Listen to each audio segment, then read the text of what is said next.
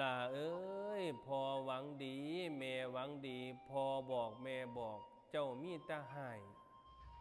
เจ้ามีแต่เครียดให้พ่อให้แม่ล่ะเอ้ยครอบครัวเฮาก็มีอยู่ส่ำนี้มีพ่อมีแม่มีลูกเจ้าเว้ามวนๆเจ้าเฮ็ดดีกับพ่อกับแม่บ่ได้ติหลาล่ะเอ้ยการกระทำของเจ้าการปฏิบัติโตวของเจ้ามันเฮ็ดให้พ่อให้แม่หนักใจพ่อเมียเลี้ยงลูกเลี้ยงเต้าก็หวังเพิงได้กินเหือกินแห้งตัวต่อไปก็คงอายุหลายกว่านี้เฒ่ากว่านี้อันนี้หยังลูกใหญ่เป็นบ่าวแล้ว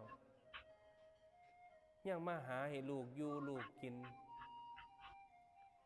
ล่ะเอ้ยขันต่อไปพ่อหาบ่ได้แม่หาบ่ได้ผู้ใดสิหาให้เจ้ากิน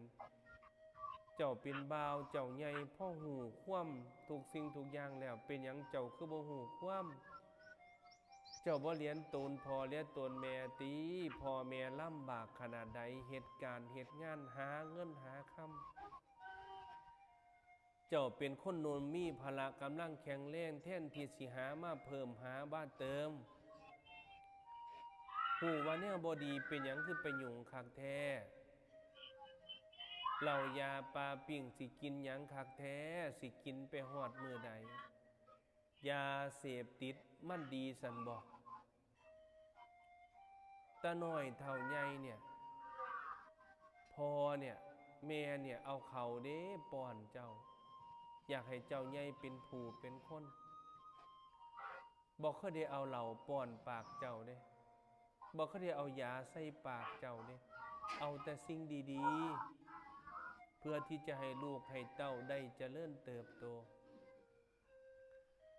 บัดใหญ่มาเป็นหยังพอเว้าแน่แม่เว้าแน่คือเครียดแท้คือใส่อารมณ์กับพ่อกับแม่คันพ่อแม่บอกเจ้าบ่ได้ไผสิบอกเจ้าได้ล่ะเอ้ยยามใดเจ้าสิเป็นผู้เป็นคน